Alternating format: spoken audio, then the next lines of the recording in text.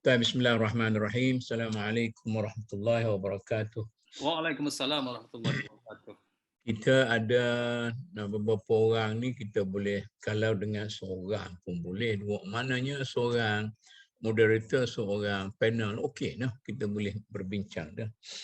Jadi tajuk kita pada hari ini ialah tentang soal kepimpinan sebenarnya.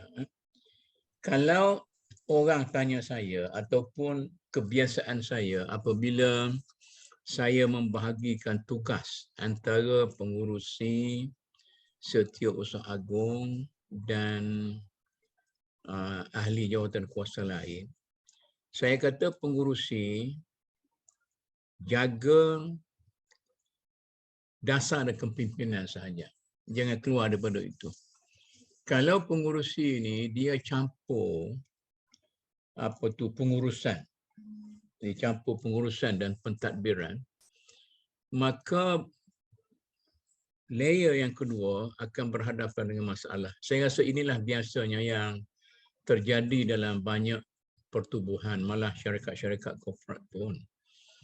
Jadi kalau pengurusi itu dia nak campur, dia kata saya buat dasar macam ni, arahan saya macam ni, lepas tu dia pergi buat sendiri, macam ni.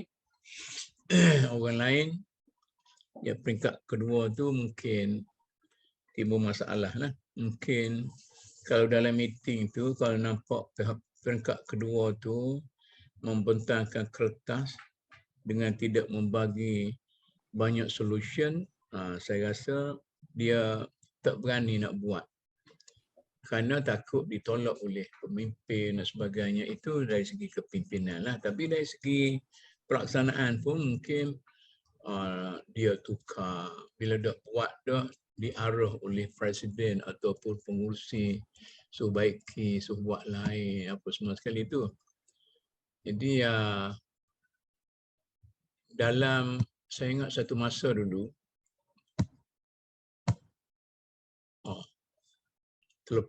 Dr. Basri? Dah.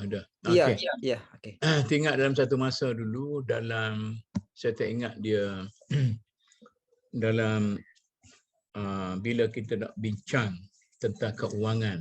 Saya ingat masa universiti dulu, kadang-kadang kita jadi inner circle tu. Dia kata, let the manager manage. Ini kadang-kadang masalah. Jadi kalau chairman tu nak campur manajemen, itu masalah.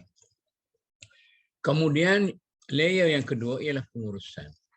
Yang jadi masalahnya, kalau sekiranya para pengurus, dia tidak boleh translate kepimpinan dan dasar. Kata kita ada pertubuhan, dia tidak boleh nak translate dasar pertubuhan itu dan arahan yang diberikan oleh pihak kepimpinan. Jadi dia buat cara dia, ataupun dia nak campur masalah dasar, ataupun dia tak setuju dengan dasar. Saya rasa kelebihan kerajaan Malaysia ini ialah kerana tradisi yang telah dibimbing oleh orang putih dulu, pihak pentadbiran, masa tu kita ada Malay civil servant. Pihak pentadbiran tidak banyak mencampuri dasar. Dia hanya menerima arahan daripada orang politik, dia laksanakan. Sebab tu dia sudah menjadi satu tradisi macam sebuah kapal. Jadi kalau sebuah kapal yang begitu besar, dia punya satu induk yang besar, kalau tidak ada kapten, seminggu, 2 minggu, sebulan, 2 bulan pun dia boleh jalan sendiri. Sebab dia berjalan atas tradisi dia tu. Dia tidak biasa campur kepimpinan dasar, maka dia atas dasar tradisi biasa. Sebab tu setengah orang korporat kata, yang menentukan kemajuan sesuatu organisasi itu ialah tradisi yang diamalkan dalam masyarakat itu. Yang ketiganya, kepatuhan dan kejujuran para pengikut. Ini pun sukar. Jadi banyaknya yang terjadinya, terutama dalam masyarakat kita ni, ialah rakyat yang tidak patuh nak kata tidak jujur susah, ya banyak mempersoalkan. Banyak mempersoalkan polisi, kerajaan, apa yang pihak pengurusan pentadbiran lakukan. Dia ingat dia lebih cerdik daripada orang lain. Tapi mungkin kita pada hari ini, kita tak akan sampai di situlah. Kita hanya akan berlega dalam faktor yang satu saja, iaitu dasar dan kepimpinan. Jadi persoalan kita, walaupun dasar dan kepimpinan itu pada pandangan saya termasuk dalam masalah dasar yang akan dipegang oleh seorang, iaitu pemimpin, pengurusi ke, presiden ke. Mana besar Cik Arun, presiden dengan pengurusi ni? Dia tengok kepada sifat organisasi itulah. Tengok organisasi. Masalahnya kalau politik itu presiden lah. Presiden ya? Ya, kalau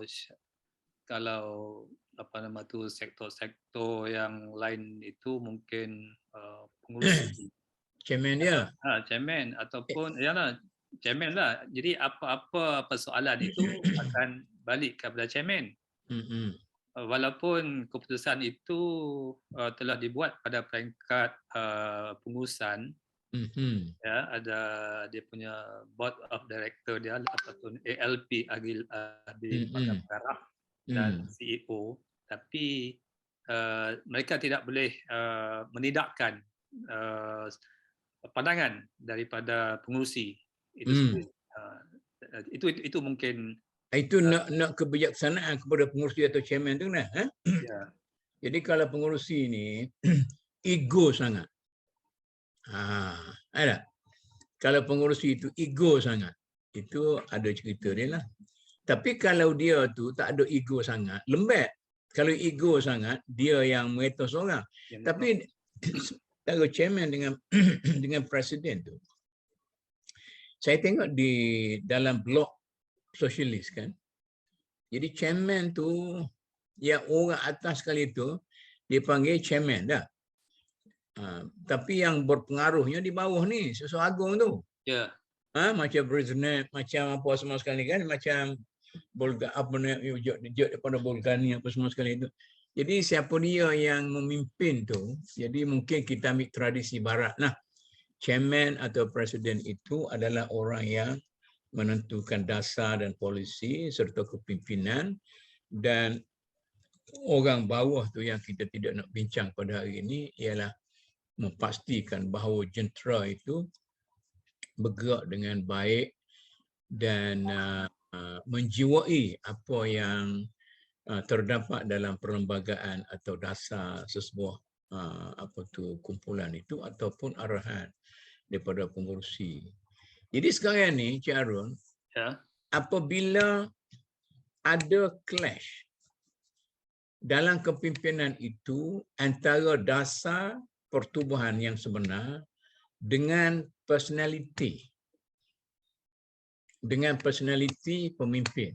Saya masukkan dengan ego di sini, tidak mesti ego yang positif, ego yang negatif. Maknanya kalau pemimpin itu egonya rendah sangat, maka kepimpinan dia tidak akan berkesan dan dia punya organisasi hanyut. Akan ditentukan oleh orang bawah, akan ditentukan oleh rakyat murba. Kalau ego dia tinggi sangat, maka dia yang menentukan seorang. Cuma saya perhatikan dalam Asia punya komuniti kan, kebanyakannya kalau kepimpinan itu tidak ego, kita contohlah pemimpin-pemimpin yang ego kan, macam tinggi egonya, macam Soekarno begitu kan. Tinggi egonya dulu masa zaman Soekarno tu Chou Enlai. Juga masa tu Mao Zedong belum lahir lagi. Dan dalam negara kita tidak ada seorang pemimpin yang lebih tinggi egonya daripada Tun Mahathir. Jadi kita nak tengok di situ kan.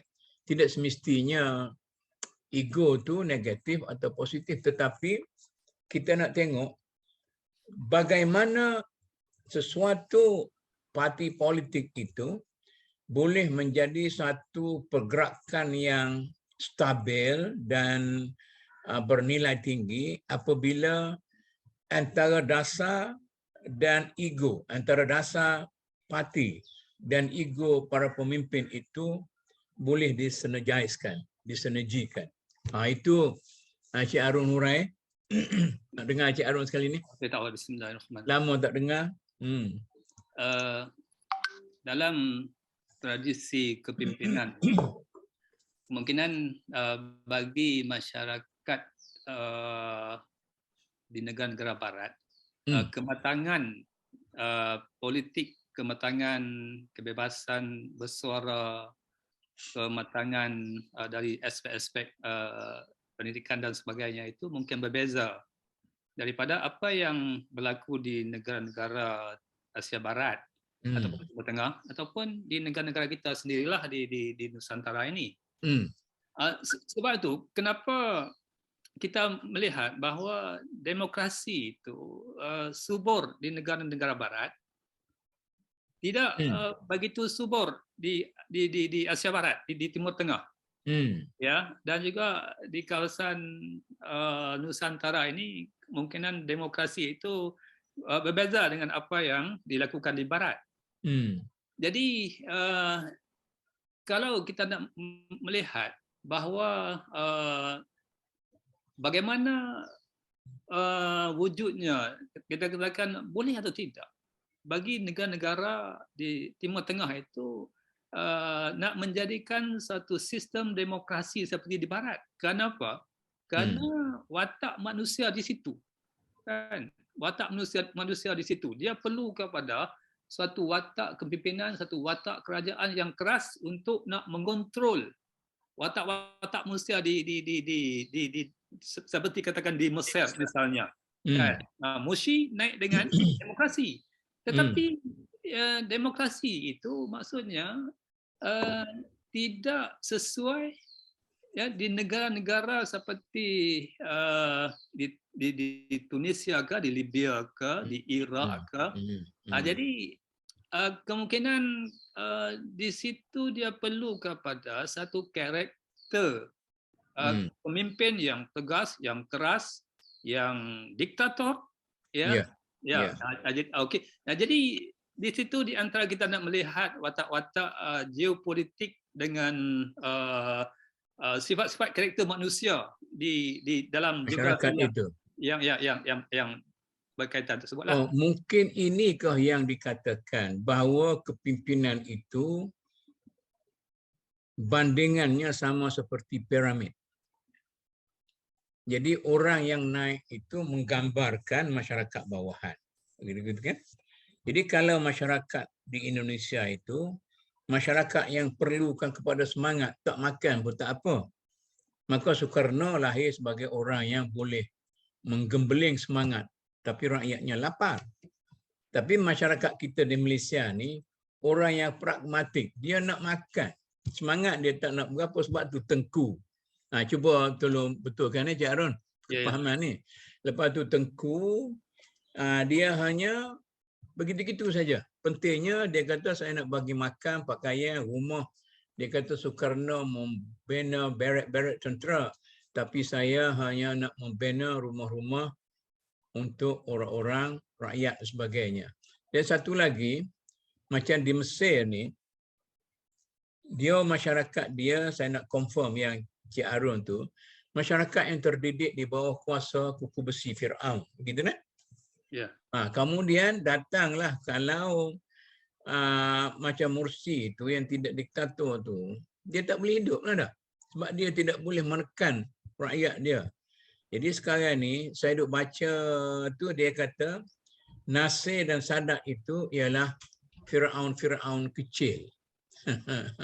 Fir'aun kecil. Sekarang ni pula dia kata Kulthum itu, penyanyi itu ialah Fir'aun ketiga di Mesir. Macam mana sebab Cik Arun bawa Mesir tu saya sambutlah. Silakan. Okey, jadi kita melihat bila sebut tentang watak ego, dia kadang-kadang kita melihat bahawa di satu tempat dia ada merupakan satu keperluan lah, katakan sama ada ego itu yang positif ataupun negatif, tetapi dia perlu. Tadi Datuk ada sebut kita di Malaysia ini di antara barisan kepimpinan ya di bawah Perdana Menteri itu Datuk sebut Tun Dr. Mahathir atau Dr. Mahathir. Jadi kalaulah Tun tidak bersifat seperti ego, tidak memiliki ego yang tinggi, orang terjemah dia sebagai diktator lah, diktator. Maksudnya kalau dia tidak mengambil sikap ego yang tinggi itu ataupun secara yang kerasnya mungkin orang kata diktator, bolehkah dia nak mengawal negara ini pada ketika itu ya kebangkitan pembangkang yang kuat, ya perkawaman yang kuat dan sebagainya, sehingga dia terpaksa mengambil satu pendekatan yang seperti mana Datuk sebutkan itu untuk nak memelihara ya. Kalau kita katakan dia berlembut kan, kalau kata dia berlembut, bagaimana dengan kebangkitan pelampau ekstremis ya dari segi pelbagai bentuk ini, bagaimana dia boleh kontrol? Jadi Cik Arun umur berapa? saya dah bersara Datuk. Tak umur berapa lah? Malu kan nak cerita? 60. Kalau 60 tu ingatlah siapa dia Sinebas Sagam. V Sinebas Sagam, R Sinebas Sagam, P Pato, Tan Cikun sebagainya dah. Ya. Saya rasa nak banding dengan apa tu DEP punya veteran tu, siapa dia sekarang ni, apa tu? Kit Siang. Kit Siang ni hebat dia orang tu lagi dari segi kekuatan kan. Ya. Mana calang-calang orang boleh berhadapan dengan tu. Ya. Ya. Okey, silakan. Okey, jadi pendekatan yang diambil itu kita tengok bagaimana pengenaan akta ISA itu untuk menghalang pembangkang dari sudut politik dan sebagainya. Kita melihat banyak ya termasuk operasi lalang dan sebagainya. Jadi apakah asas sebenarnya yang Tun terpaksa lakukan ya ketika itu ya untuk nak mengukuh kekuasaan ataupun dominasi kuasa dia itu sehingga dia dapat bertahan selama 22 tahun di pesada kuasa itu. Jadi kalau kita lihat kalau dia membuka satu ruang secara bebas, dia lembut, dia lembek dan sebagainya, kemungkinan suasana pada masa yang sama kita tidak dapat mencipta kemakmuran negara ini. Itu mungkin satu segi lah, mungkin satu segi pada mungkin kita boleh menilai, tetapi ada sudut-sudut lain yang kita boleh menilai ya. Tetapi buat masa ini apabila Datuk sebut tentang kepimpinan kita itu hanya Tun sahaja bila Datuk sebut mempunyai ego yang tinggi tadi itu, maksudnya memiliki ego itu maksudnya. Jadi mungkin Cik Arun, ya, bukan saja orang kata Tun Mahathir ni kita ulahlah bila kita sebut orang lepas tu kita ulahlah Tun Razak pula Tengku. Apa tu orang kata senior saya cakap dia ni orang yang kanan macam penasihat lah kepada Tun pada waktu itu. Dia kata Proton tu sebenarnya pakar-pakar ekonomi tolak. nak mengeluarkan Proton itu tapi dia brush habis. Ya. Dia kata mu tak tahu apa semua sekali. Jadi saya pun pernah juga apa tu di hadapan kita sendirilah macam dia walaupun mukanya manis senyum tak pernah cakap kasar kita katakan orang utara katakan tetapi kedegilan dalam hatinya itu tidak digambarkan oleh senyuman yang sangat polite dan sebagainya, tapi itu begitukah kepimpinan yang berkesan dalam negara kita ini ataupun kita perlu kepada pemimpin macam Tengku bertolak ansur sehingga orang kata mereka tolak kita ansur, mereka tolak kita ansur.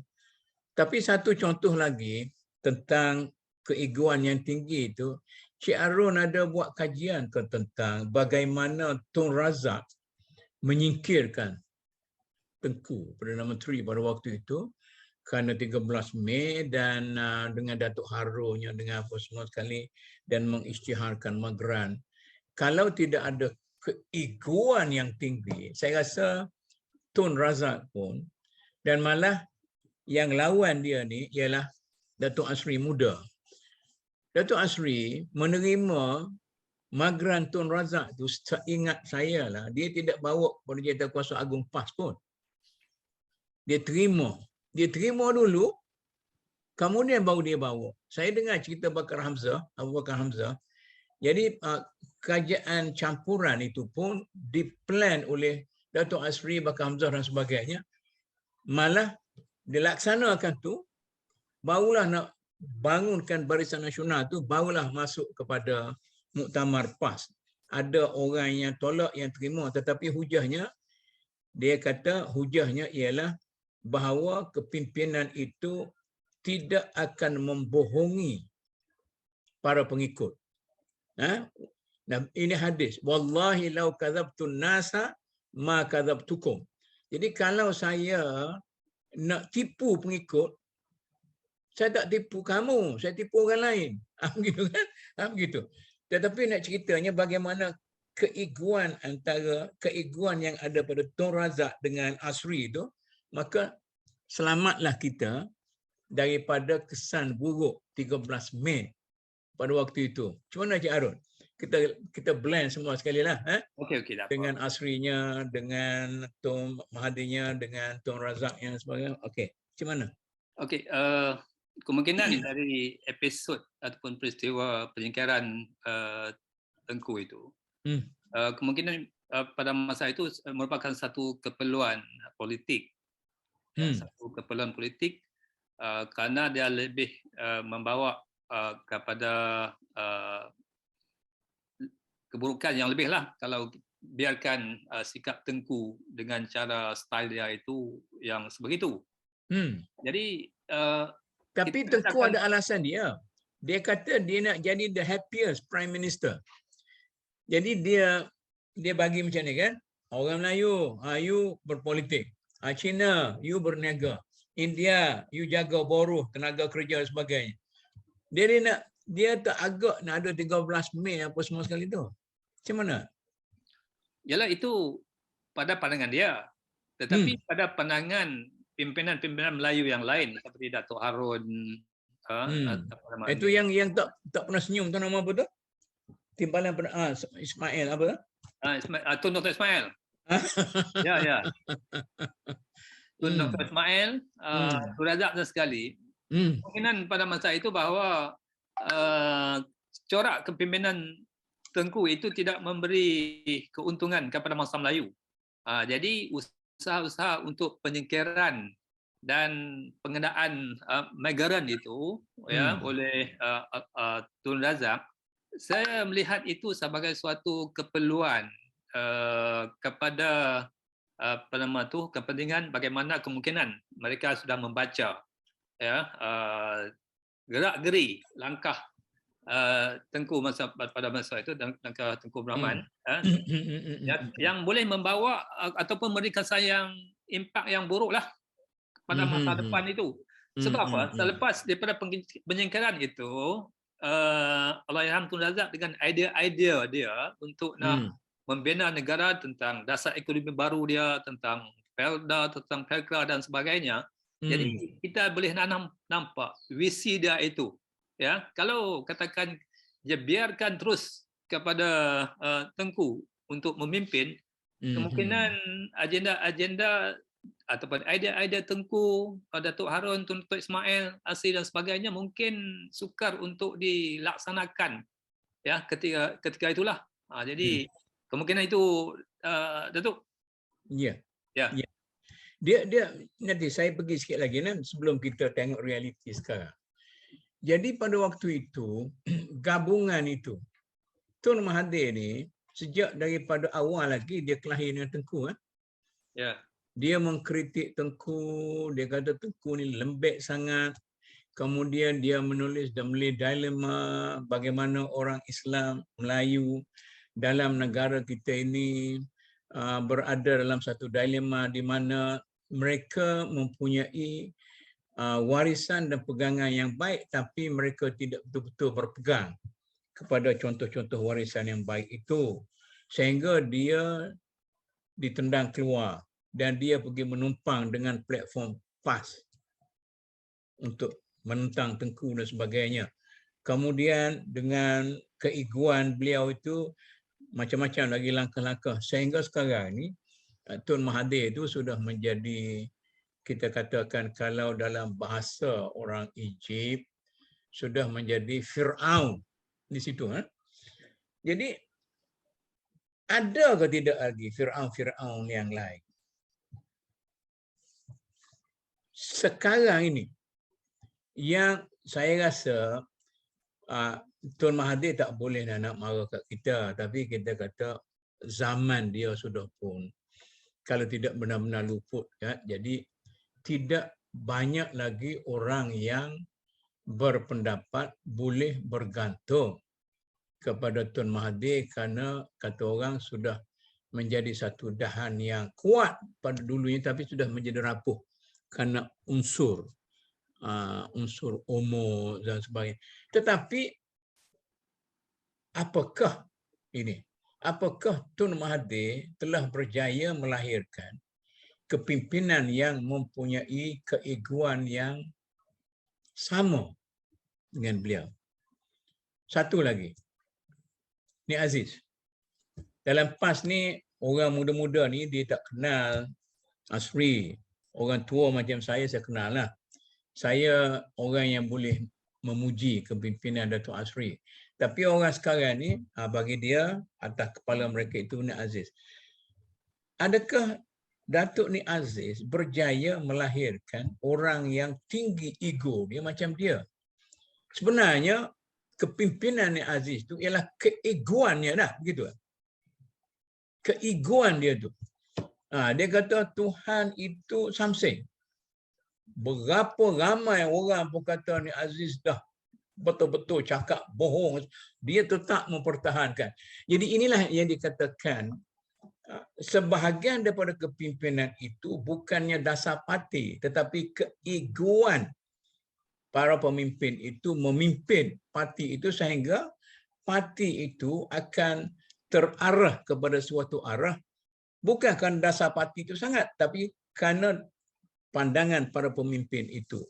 Jadi kalau kita kata tadilah ada Nik Aziz, sampai orang kata di Kelantan ni, kalau selagi Nik Aziz ada, jangan mimpi Barisan Nasional nak berkuasa. Ternyata betul lah. Kemudian ada Tun Mahathir, ada Tun Razak, dan satu dua yang apa semua sekali. Jadi orang lain macam mana? Yang si Anwar Ibrahim tu pasal apa? Makin malap dia punya apa tu bintang tu. Dia dulu orang yang ego juga masa pemimpin. Dia memimpin ABIM jelas. Jadi masa tu sang Anwar Ibrahim mempunyai satu pendirian tegas, membawa arus dan sebagainya. Tapi bila dia masuk politik, dia antara nak kata sang pun tidak, si pun tidak. Sekarang ni dah macam si dia pula. Jadi ramai rakan-rakan beliau sendiri pun yang tidak berpuas hati kerana beliau telah hilang keegoan.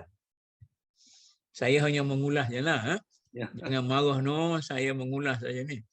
Keegoan, separuh daripada keegoannya telah hilang.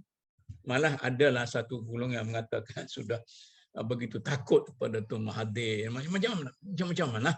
Ini politik senarionya adalah masyarakat kita kalau kita cerita tentang corak keegoan dalam memimpin masyarakat kita. Macam mana Cik Harun?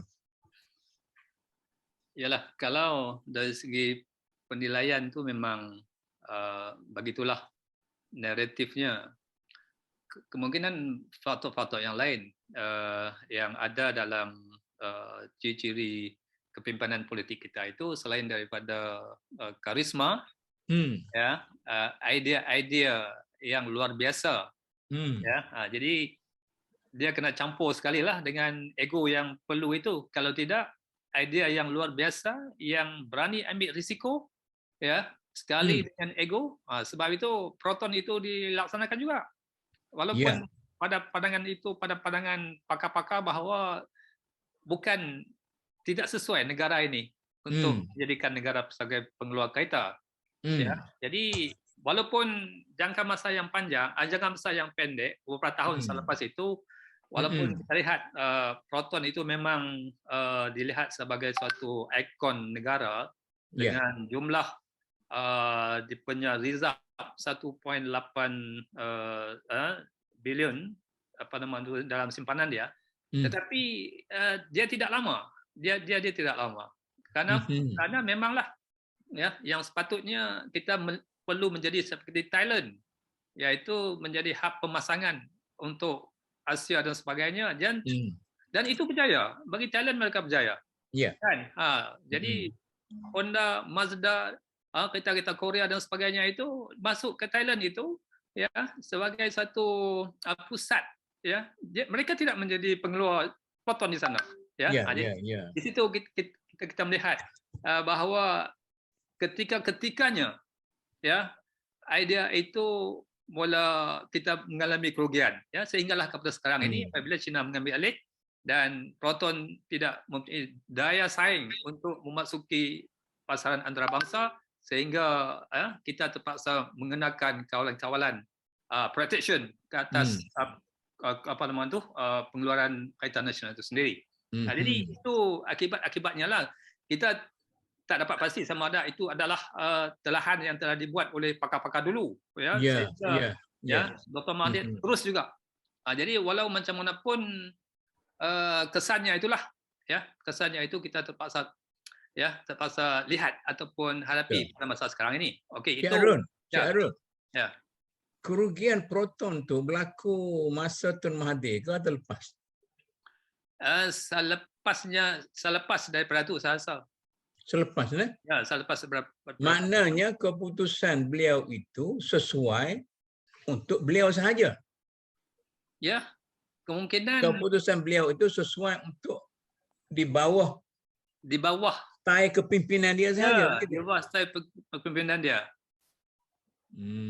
Jadi untuk nak menguatkan maksudnya mengembang proton itu, dia di bawah kepimpinan dia lah, dengan mengadakan undang-undang kawalan kereta nasional, kita naikkan kereta-kereta daripada luar dan sebagainya itu, ya. Jadi itu di bawah. Tapi selepas daripada pemerintahan dia itu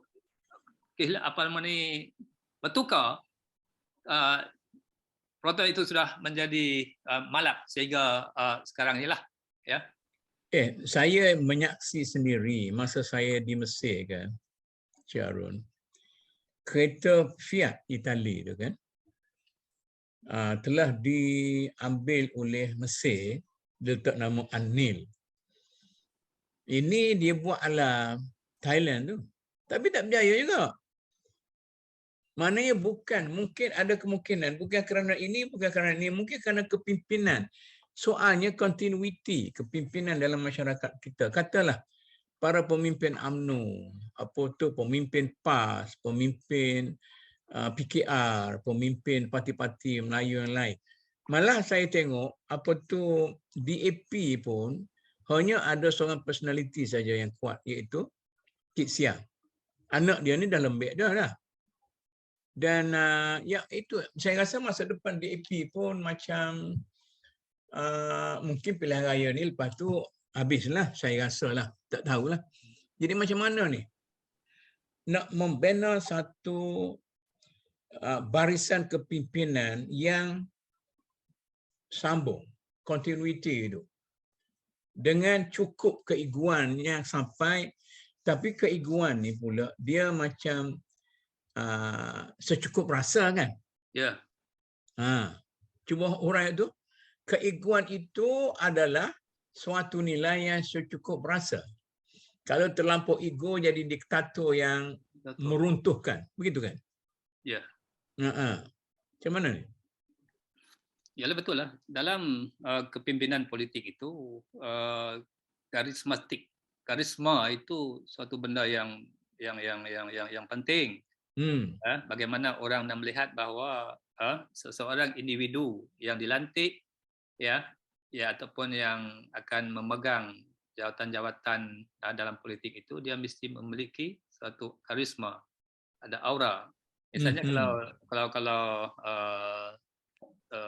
Ustaz Ni Aziz tadi itu, Datuk Ni Aziz tadi itu, dia ada karisma dia. Karisma dia maksudnya orang akan malu alah dengan sifat-sifat pribadi dia itu, ya, yang tawaduk, ya, yang memiliki keilmuan yang tinggi, ya, yang bersih, ya, yang jadi satu karakter yang ada pada almarhum ini sukar ya untuk dicari ya oleh mana-mana individu ataupun tokoh ya seperti itu ya, sehingga Cik Arun, Datuk Ni Aziz ni peringkat abang dengan saya, bukan peringkat bapak lah, peringkat abang. Saya dulu tak agak pun dia boleh jadi pemimpin yang baik. Sebab saya biasa banyak peringkat lah. Banyak peringkat. Saya biasa dengan beliau. Tetapi bila dia sudah menjadi pemimpin, tapi saya tahu dia mempunyai keegoan yang cukup tinggi. Tetapi keegoan dalam bentuk itu, bentuk beliau, ego juga. Dia kata maknanya begitu. Saya tak kira. Saya tidak menghiraukan pandangan orang lain. Bila saya yakin, saya akan buatlah. Tetapi saya tengok macam ni. Ini pengalaman. Dia balik daripada Mesir, dia pakai motosikal Lambretta. Dia mengajar dia mahal tu. Orang kata, Ustaz, apalah pakai motosikal ni, beli kereta lah. Dia jawab macam mana? Alah, anak ni pandai ni lah, cukup lah ni. Lepas tu duduk tak lama, dia tukar. Dia ambil kereta. Orang kata, macam mana Ustaz tukar ni? Dia kata, tak boleh. Anak tu tengah malam balik Syarah sejuk, tak boleh, kena ada kereta sikit. Ini cerita ni. Ada kereta. Kereta kecil ya. Kereta gapo nama apa, saya pun tak tahulah. Saya pun tak ingat, muda-muda. Kemudian bila dia jadi ahli parlimen, dia tukar ambil Mercedes. Walaupun tidak baru, tapi buruk lah, tapi besar lah. Kata macam mana ni Ustaz pakai kereta besar pula ni? Dia kata, kalau kereta kecil saya dulu, rakyat tak boleh nak naik. Tak cukup nak bawa rakyat. Jadi ambil kereta besar sikit. Apakah ini penyesuaian ini? Penyesuaian dengan persekitaran ini. Maknanya kalau kita balik pada ego tadi, kalau dalam keadaan di mana masyarakat, katalah kalau Datuk Ni Aziz tidak bangkit sebagai seorang pemimpin yang tinggi egonya, maka lama dah pas itu dilanyak oleh UMNO di Kelantan. Macam mana tu? Mungkin betul Datuk. Ya, mungkin betul. Ya, dengan tak apa, Cik Arun ni tahan mengulas. Saya hola je dia boleh jawab. Okey, cukup betul. Tak apalah, sikap yang perlu memang macam tu gas, kan? Bila berhadapan dengan cabaran-cabaran luaran daripada musuh-musuh politik, dia mesti tough dengan satu pendirian, mesti firm dengan satu pendirian. Sama ada pendirian itu orang suka atau tidak suka, tetapi bila dia yakin pendirian itu bermakna itu ya yang dapat menyelamatkan ya parti dia ke ataupun apa-apa ya yang berkaitan dengan tokoh yang berkaitan lah. Jadi kita tidak melihatlah dalam konteks ini bagaimana semua orang ya daripada orang Islam ke yang bukan Islam ke ya yang begitu respect kepada almarhum ini sehingga dia disebut sebagai spiritual leader. Kan? Jadi walaupun istilah spiritual leader itu tidak ada ya pada pandangan orang-orang yang bukan Islam, tetapi itu Ya. dinisbahkan. Ya, jadi wujudnya satu kegaguman di situ, ya, di mana orang sekarang ini bila melihat kembali karisma Tuan Guru Nik Aziz itu, itulah dia dilabel sebagai satu model kepimpinan, ya, pada abad ini, sehingga orang menisbahkan kepada Sayyidina Umar Abdul Aziz dan lain-lain itu. Jadi itu merupakan satu kelebihan, ya, kepada generasi yang sekarang ini. Ya, jadi kita tidak tahulah sama ada pada pandangan orang lain tentang ini merupakan satu yang sukarlah untuk dicari ganti. Itu mungkin Datuk boleh tengoklah. Ya, ni kita ada 2-3 orang lagi. Kita ada Adam Syukri, ada Amir, ada Rosli. Nanti dia rasa kita tidak bersikap adil lah kepada mereka ni. Saya duk tanya Cik Arun saja ni. Macam mana ni ada nak menyampuk ke 3 orang ni? Cik Rosli ada tu? Yalah, Cik Rosli pun buat tunjuk gambar tu. Macam mana? Nak menyampuk ke? Dia tunjuk gambar yang bukan dia tidak muncul sendiri. Dia tunjuk gambar. Dia satu persoalan saya ni. Apakah keegoan itu? Tapi kalau ego terlampau tinggi, ada banyak contohnya kan. Ini saya pun tidak mempunyai satu pandangan yang jelas apabila saya mengatakan bahawa keegoan itu adalah sifatnya secukup rasa. Kerana soal secukup rasa itu dia subjektif. Tidak serupa bagi semua orang dah. Kalau kita katalah ego itu sifatnya secukup rasa seperti garam dalam masakan ataupun gula dalam minuman. Tapi di kalangan para pengguna ni pun ada yang suka lebih masin, ada yang suka lebih apa-apa semua sekali. Tetapi itulah sekarang ini orang merungut sesudah Saddam Hussein, Iraq tidak muncul sebagai sebuah negara yang dulu negara yang paling kuat di Timur Tengah itu ialah Iraq, bukannya Mesir. Cuma Mesir ni berani berperang. Macam juga sesudah Muammar Gaddafi, walaupun dia mati dibunuh di tepi jalan, tetapi orang tidak melihat sambungan kepada Muammar Gaddafi itu, seorang yang dengan teori bumi hijau, buku hijau dia yang pernah digelar sebagai macam tembikai, di luarnya hijau, di dalamnya komunis merah, tetapi dia berjaya menukar padang pasir menjadi daripada sebuah kawasan yang kontang kepada sebuah kawasan yang hijau dengan penuh dengan tanaman sebagainya. Malah dia berjaya membina sungai yang merentang padang pasir. Itu satu yang dia zaman dulu kat Firaun lah tu. Maknanya Firaun lah tu. Jadi oleh kerana itu yang saya rasa patut kita bincang dalam konteks politik dalam negara kita sekarang ni. Betul, ego itu banyak orang bercakap dalam perspektif yang negatif. Tetapi saya pada hari ini, saya nak bercakap dalam perspektif yang positif. Kita perlu kepada para pemimpin Melayu Islam dalam negara kita ini yang tinggi egonya, tetapi bukan maksud ego ni tak nak dengar orang kata, tapi mempunyai personality yang hebat. Betul kan?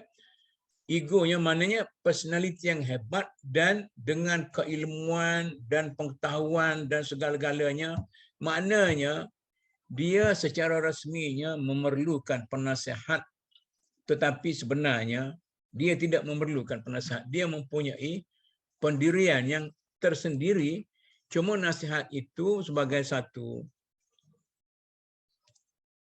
bandingan sahaja. Cermin diri, takut-takut dia buat keputusannya tak betul. Bukan ego dengan blam. Itu cerita lain. Tapi dalam di kalangan orang rakan-rakan kita orang Tionghoa, macam saya tertarik juga dengan personality Lim Kit Siang. Lim Kit Siang The Time Bomb dia, buku dia dan sebagainya, lebih kurang macam The Malay Dilemma dan sebagainya. Jadi semua-semuanya ini, saya rasa kita sekarang ini sedang berhadapan dengan, dalam bahasa orang utara, para pemimpin yang kemeret. Adakah kerana kita tidak sempat membina personality kerana kita asyik berkelahi sama sendiri, ataupun sudah ditakdirkan Allah bahawa kita kehilangan tokoh-tokoh yang boleh memimpin, ataupun kita telah dicantas oleh orang-orang pemimpin-pemimpin yang ego pada waktu itu. Setengah orang kata mungkinlah kita tak ada pemimpin sekarang ini kerana Tun Mahathir telah cantas habis. Dan tidak ada lagi orang yang boleh lahir. Musa Hitam tak berjaya nak lahir, dicantas oleh Tun Mahathir. Tengku Razali tak berjaya nak lahir, dicantas oleh Tun Mahathir. Anwar tak berjaya kerana dicantas oleh Tun Mahathir.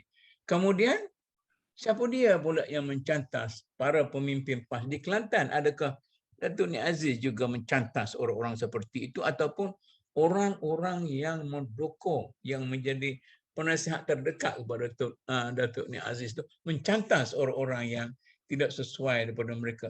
Jadi fenomena kemiskinan para pemimpin yang kuat di kalangan orang Melayu Islam sekarang ini, apa sebabnya?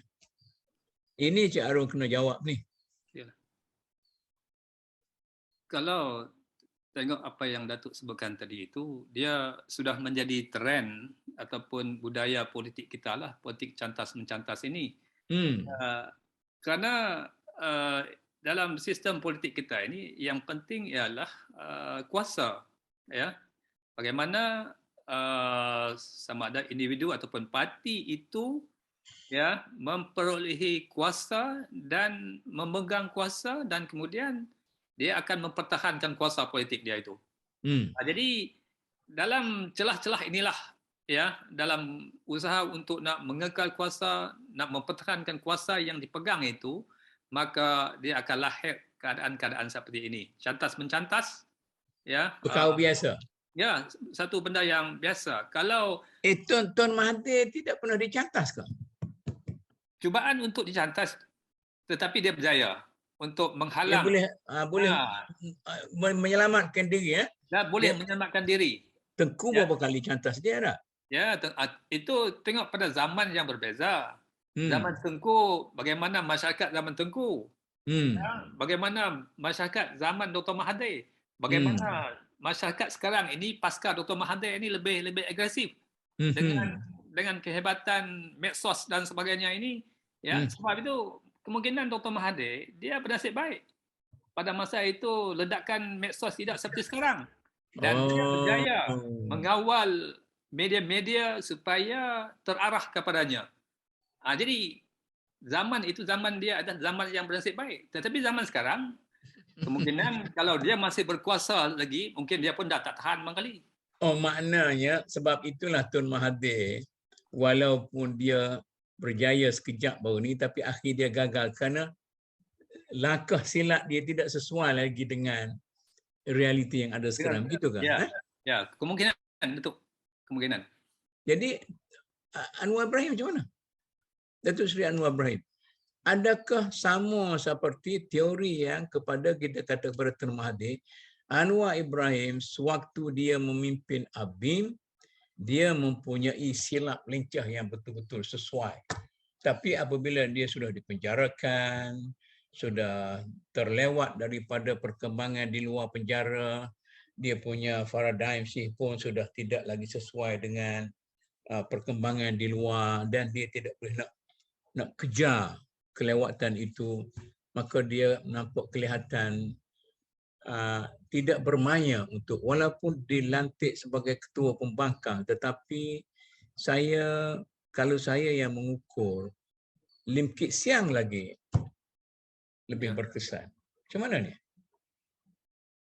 Ya, kemungkinan ya itu yang berlaku lah.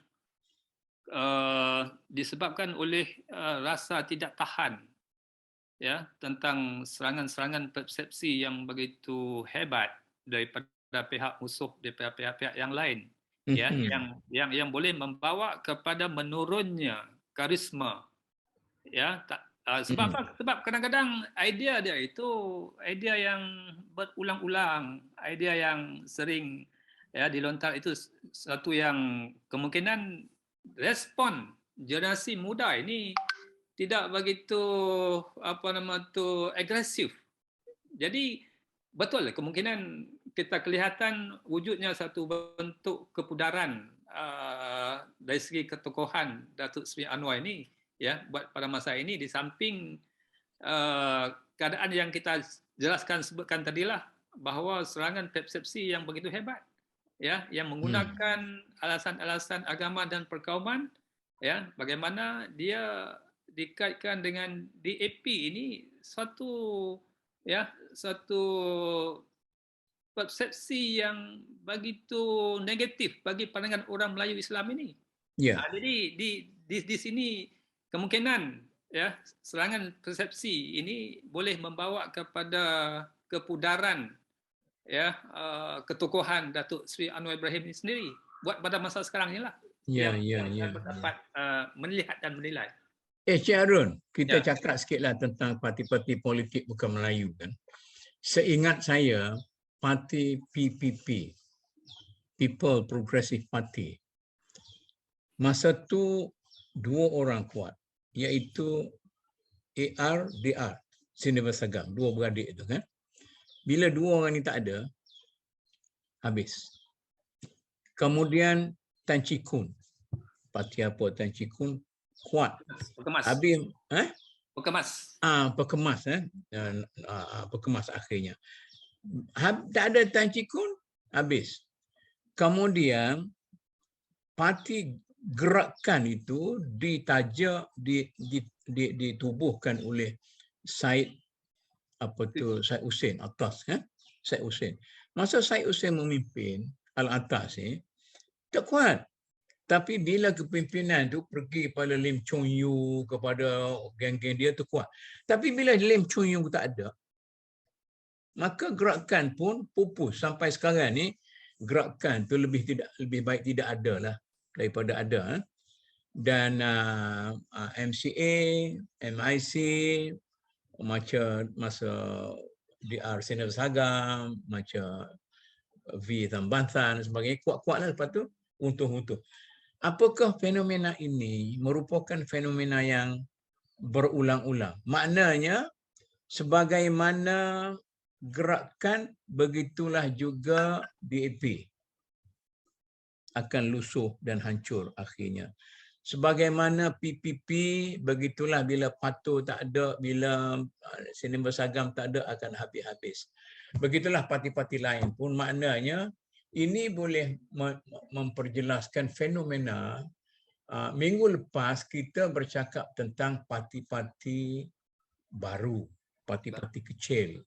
Jadi sekarang ini zaman lahir parti baru, parti muda. Yang Ibrahim Ali itu parti apa tu? Apa itu? Parti Putra. Kemudian Azmin Ali pun nak tubuh parti. Kemudian apa-apa. Boleh Cik Harun ulas tentang kedudukan UMNO dalam keadaan ni? Saya tak berani nak ulas ni. Macam mana? Kita pun tak boleh nak predict tentang kalau katakan UMNO ini, tetapi kita ni orang akademik dah ni. Ya. Bila tua-tua ni kita tak committed dengan siapa-siapa. Kita ulaslah pada pandangan kita supaya kadang-kala ada juga orang nak dengar pandangan kita pun. Macam ulas sikit. Okey. Tengok kepada parti UMNO ini pun kemungkinan buat beberapa tahun yang akan datang ini, bagaimana dia dapat mempertahankan pengaruh di kalangan orang Melayu ini. Cuma kepada generasi muda ini kita tak boleh nak buat suatu tekaan ataupun telahan adakah mereka ini begitu bagi kepada UMNO mungkin disebabkan oleh pengaruh keluarga daripada keluarga UMNO dan sebagainya, sebab generasi sekarang ini dia ada dia punya pandangan yang tersendiri. Ada pandangan yang tersendiri. Cuma kalau dalam perbincangan kita tentang minggu lepas tu yang saya ikut itu, parti kecil atau parti baru ini pun mengambil masa yang lama untuk mengukuhkan kedudukan ataupun bertapak. Disebabkan oleh penerimaan di kalangan masyarakat tentang idealisme mereka, apa yang sepatutnya mereka war-warkan ataupun berikan kepada masyarakat, terutama golongan muda ini. Jadi cuma yang kita perlu fikirkan sekarang ini tentang kekuatan UMNO ini, generasi yang mendukung kekuatan UMNO ini pun sudah lama-kelamaan akan pupus. Maknanya generasi tua-tua. Ya, generasi tua-tua yang di kawasan luar bandar. Jadi apa kalau kita lihat sekarang ni, apa idealism UMNO itu sendiri selain daripada sokongan akar umbi yang sekian lama diberikan oleh masyarakat generasi yang tua ataupun masyarakat yang tinggal di luar bandar. Jadi masalah UMNO sekarang ni ialah kegagalan UMNO untuk mencari orang-orang muda sebagai penyokong kuat akibat daripada pengabaian dan monopoli generasi tua yang begitu lama. Begitu kah? Ya, betul. Itu salah satu daripada penilaian yang kita nampak apa yang berlaku sekarang ini. Jadi sebab itu kalau kita lihat muka-muka baru yang muncul dalam UMNO sekarang ini, dalam bentuk yang bagaimana? Latar belakang mereka bagaimana? Ada ke tak ada muka baru tu? Adalah, seperti Dr. Ashraf Wajdi, yang golongan yang baru ini, yang sekangkatan dengannya tu. Lain pada Ashraf siapa? Kemungkinan yang baru ini Dr. Fathul Bari. Dr. Fathul Bari itu dah tamat riwayat dah saya rasa. Tapi tak tahulah kalau dia masih lagi. Tapi orang ni bila kita bagi peluang 1-2 gelanggang, bila dia tak muncul tu macam orang dapat PhD kan. Saya masa duduk di universiti, saya kata macam ni kepada pelajar-pelajar saya, bagi seorang yang mempunyai title doktor, dapat PhD, masuk bidang akademik, orang hanya akan memberi peluang dalam masa 2-3 tahun saja. Kalau anda tidak boleh menunjukkan diri satu watak yang pemikul PhD, maka anda akan disingkirkan, dilupakan. 3-4 kali dia bagi forum, 3-4 kali dia bagi ceramah, 3-4 kali dia terbitkan buku, artikel, jurnal apa semua sekali tu, orang tengok kemerah, orang lupakanlah. Selain daripada dia, siapa dia lagi? Kemungkinan ialah yang generasi muda lah, maksudnya mungkin yang pegang-pegang jawatan, yang timbalan-timbalan menteri yang muda-muda dalam Barisan Exco Pemuda. Timbalan menteri pun orang tua-tua. Ataupun jemput tak tahu ke mana-mana tu, pergi letak di situ. Saya nak tanya ni kan, nak tahu. Bukan kita nak pelekeh dia. Okey, Cik Arun, PAS macam mana PAS? PAS pun lebih kurang sama juga. Barisan pelapis yang cuba untuk ditonjol ini, kita tidak nampak potensi kepimpinan yang boleh membawa satu idealism baru yang dapat menepati kehendak dan keperluan perubahan semasa realiti politik tempatan ini. Seperti mana dalam UMNO kita melihat pengaruh sekarang ini masih lagi pada golongan yang lama. Lama. Golongan yang lama yang menjadi menteri kabinet sekarang, yang memegang pos-pos penting dan sebagainya itu kebanyakan generasi lama. Jadi mana kita nak dapat mengharap generasi baru yang boleh mengambil alih itu disebabkan apa? Disebabkan tradisi yang kita bincangkan tadi lah, cantas-mencantas, ya, yang maksudnya tidak memberi peluang. Kenapa? Karena sebelum ini nah. Sebelum ini. Jadi kalau kita tengok sekarang ini menteri-menteri kabinet sekarang ini orang-orang lama, ya, Syahidan Kasim, Anwar Musa, ya, Noh Omar dan sebagainya ini. Jadi apakah kita mengharap mereka ini begitu senang untuk nak melepaskan kepimpinan ini kepada golongan bawahan, ya? Ini Encik Arun, dalam bidang akademik, saya selalu kata depan ini, sebelum tu saya pernah dengar, yang paling bodoh sekali ialah Profesor Kanan. Dia Profesor Kanan ni, dia ada satu teori ilmu yang pada suatu waktu cukup hebat. Tapi sampai sekarang ni pun dia masih pakai teori itu juga. Kalau di bidang kehakiman, hakim-hakim yang senior, yang apa tu ketua hakim negara, apa semua, yang tu ini saya kata salah, saya ingat puakku lah kata ni. Jadi yang kanan-kanan ni sebenarnya sepatut dia kalau bermain melemparkan bola tu bagi dia passing pada kaki orang. Baik, kalau di sini kering, di situ kering, dalam UMNO pun ada masalah, dalam PAS pun ada masalah dari segi kepimpinan. Tidak ada keegoan yang cukup baik untuk memimpin masyarakat. Sekarang ni mereka memimpin hanya ikut tempo rakyat saja. Nampak tak? Ya. Dia tidak berani, katakanlah kalau saya duduk tengok di mana ada Asri dalam PAS ni yang boleh membuat satu keputusan yang tegas, yang rasa dia ambil tanggungjawab 100% untuk mengadakan coalition dengan UMNO untuk menentang apa yang disebut sebagai 13 Mei. Saya duduk tunggu tengok. Okey, yang nak ganti PAS tu apa nama apa tu? Amanah. Macam mana Amanah? Amanah pun ialah macam kita sebutkan tadi lah. Parti-parti. Ada tokoh-tokoh yang berpotensi. Kau yang dia angkut daripada PAS saja, selori. Kelihatan macam tu. Ya, kelihatan yang dibawa daripada PAS itu dan mengangkuti kepimpinan Amanah ini adalah tokoh-tokoh daripada PAS. Jadi dari sisi survival untuk masa depan, apabila tokoh-tokoh ini beredar ataupun berundur, kita pun tidak nampak. Tidak nampak barisan pelapis yang boleh mengambil alih ini. Ya, jadi itu dilema ini. Ya, bagi dalam konteks politik Malaysia, dilema ini maksudnya dihadapi oleh semua parti-parti politik. Kalau dalam katakanlah yang bersatu, yang beromong-omong nak ganti UMNO tu macam mana?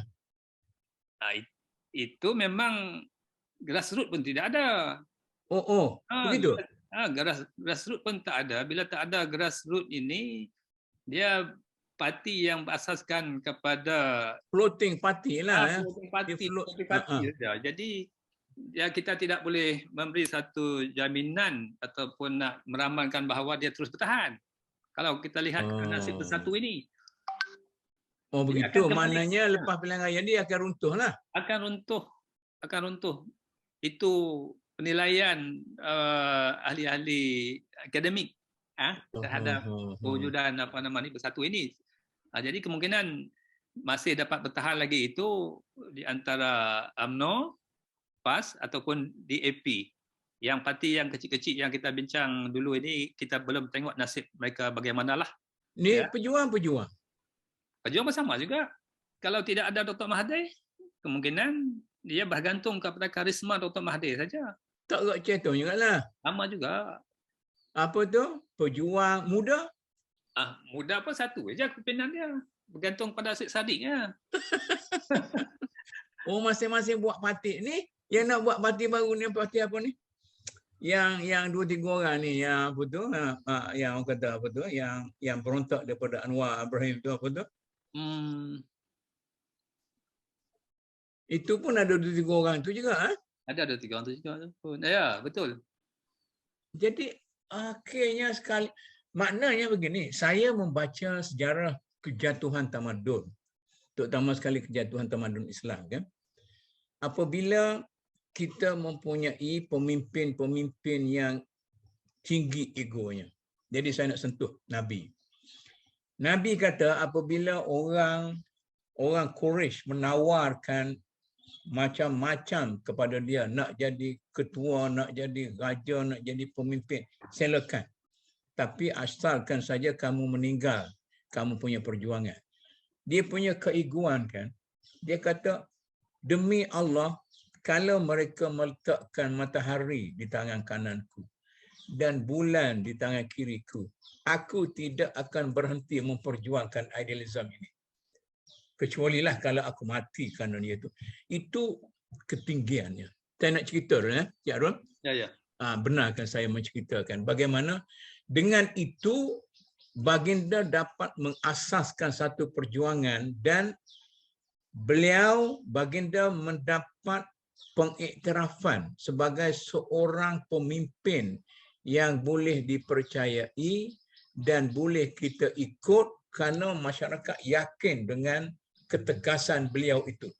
Dengan kerana itulah maka orang jahiliah yang sebodoh-bodoh orang jahiliah dari segi spiritualitinya, dia boleh ikut sehingga dia boleh dapat tukar mentaliti orang jahiliah, paradigm orang jahiliah menjadi bangsa baru, masyarakat baru.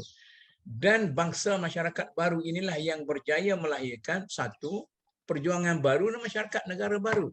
Jadi maknanya tidak semestinya juga kita perlu kepada orang umurnya baru. Begitu mungkin juga kan? Ya.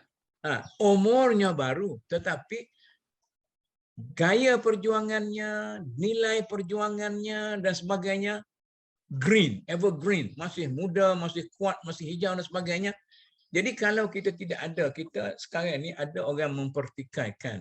Dia kata orang golongan muda ni tak tahu apa. Golongan muda ni golongan pleasant. Betul begitu.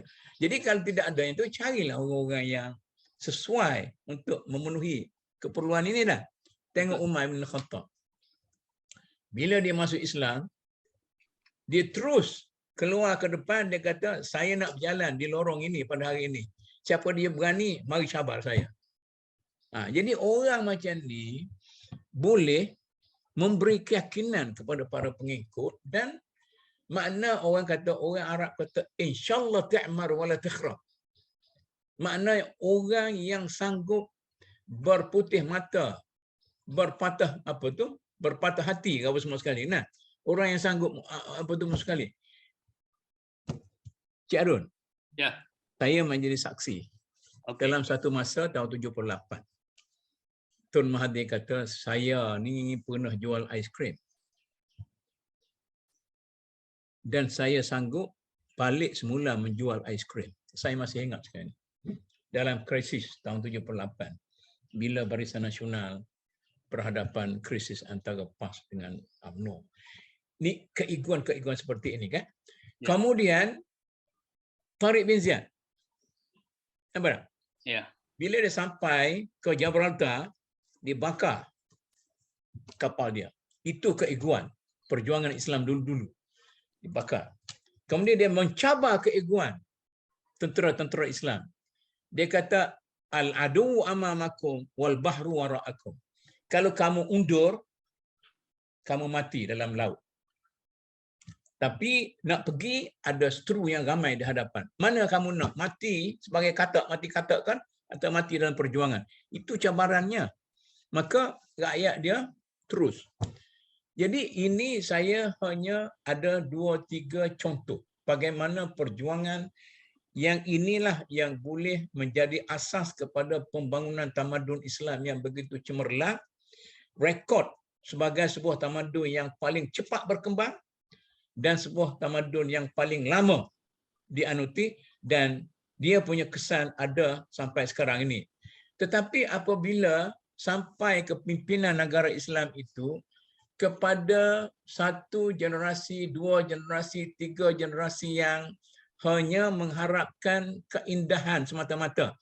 Tidak ada jiwa struggle dan sebagainya. Lahirlah kadang-kala Muhammad Al-Fatih, lahir kadang-kadang tokoh-tokoh itu. Dia tamadun itu begitu, naik turun dah. Mula konsisten naik. Kemudian naik turun. Lepas tu dia turun sampailah kepada hilangnya imperator Islam. Apa tu empire Islam itu hilang. Jadi soal sekarang ni dalam negara kita sekarang. Orang macam saya ni yang kita katakan orang akademik yang bodoh politik, saya melihat di hadapan saya trend turun itu begitu laju sekali. Begitu laju sekali. Mula-mula sekali Abbasi dengan Amawi kelahi, okey, masih boleh tegak. Dan Abbasi kemudiannya boleh membawa asas tamadun yang tinggi kerana kehebatan orang Khawarij yang mencampur antara revealed knowledge dengan human knowledge dan sebagainya. Tetapi kemudiannya pecah politik, pecah mazhabnya banyak, kekarutan dalam masyarakat itu kita menurun dengan laju. Kemudian kita hancur.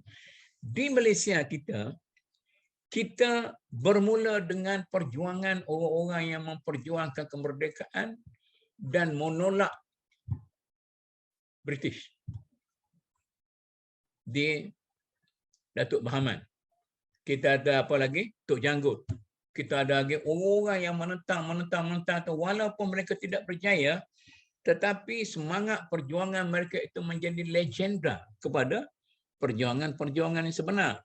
Kemudian selepas itu kita mempunyai ramai tokoh-tokoh perjuangan Islam Melayu yang kuat sehingga kita mencapai kemerdekaan.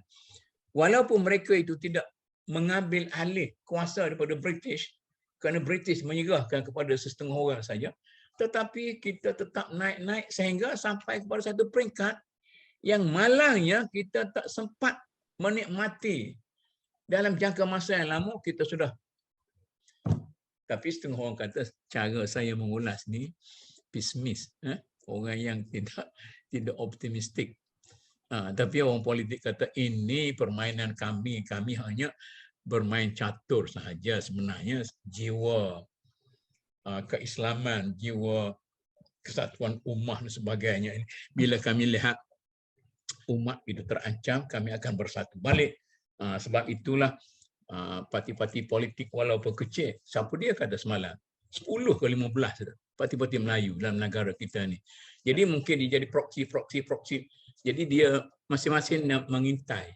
Aku nak menjadi Perdana Menteri ke, timbalan Perdana Menteri ke, ataupun menteri-menteri ke, dengan walaupun ada 3-4 ahli, tapi dengan campur-campur, aku yang boleh naik. Macam mana Cik Harun? Yalah. Sorry lah semangat sikit tadi tu. Tak apa, terima kasih Datuk. Semangat. Ya. Tengok daripada pengalaman sejarah kita pun macam tu juga ada turun naik. Ya. Tapi kalau kita melihat kembali kepada suasana yang berlaku di negara kita ini, buat pada masa ini kita tidak nampaklah. Seperti mana juga dalam seperti sejarah bahawa pencapaian kita ini seolah menurun. Ya, dari kekuatan pada saya lah. Ya, ada kekuatan politik, perpaduan politik orang Melayu Islam ini dia lihat dalam keadaan yang berkecamuk sekarang ini. Ya.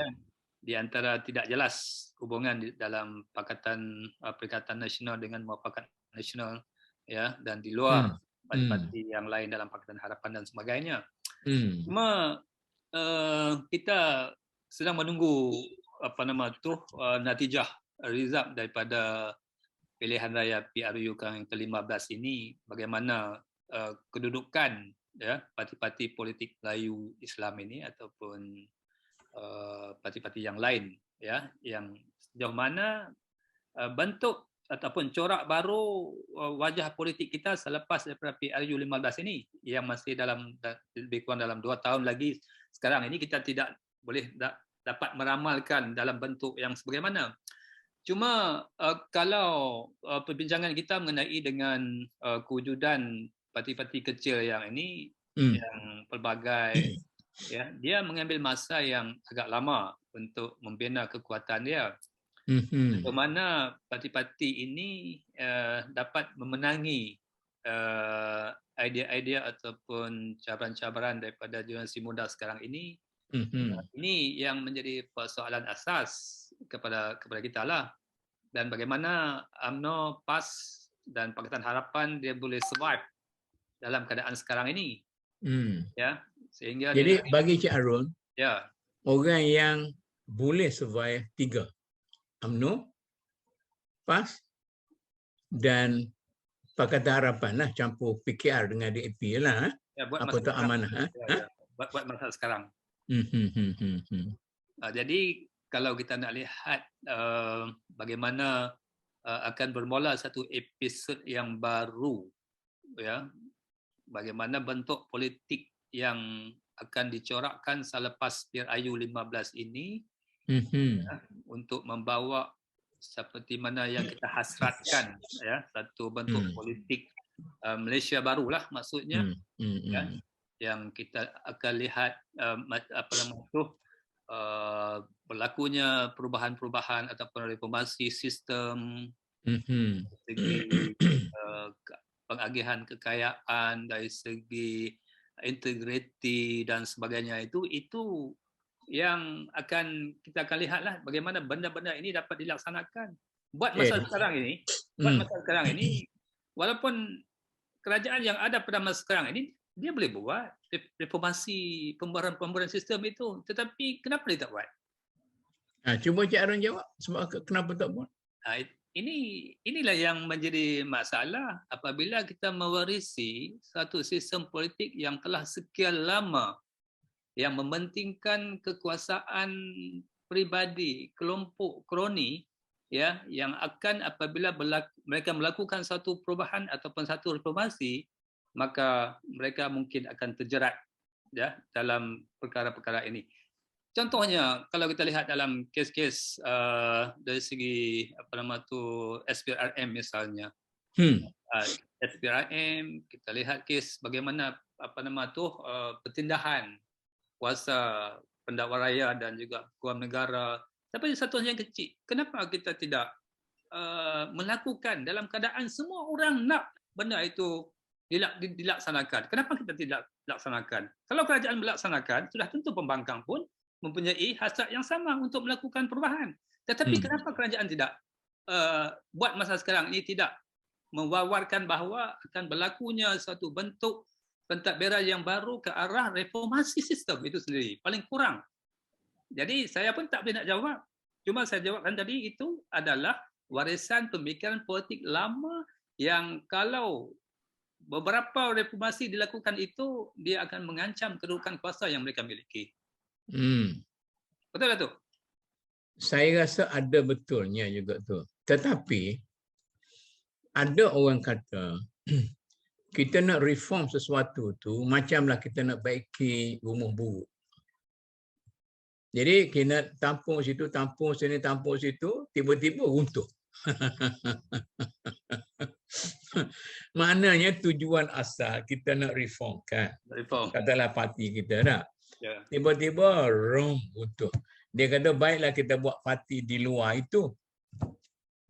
Buat di luar, maknanya seseorang pemimpin yang tinggi egonya mengumpulkan semula tenaga-tenaga yang ada yang boleh diharap untuk membangun dalam episod yang kedua.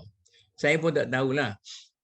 Dalam hadis Nabi dia kata setiap 100 tahun itu ada mujaddid. Jadi kita baru 60 tahun merdeka dah. Nak 70 tahun lah.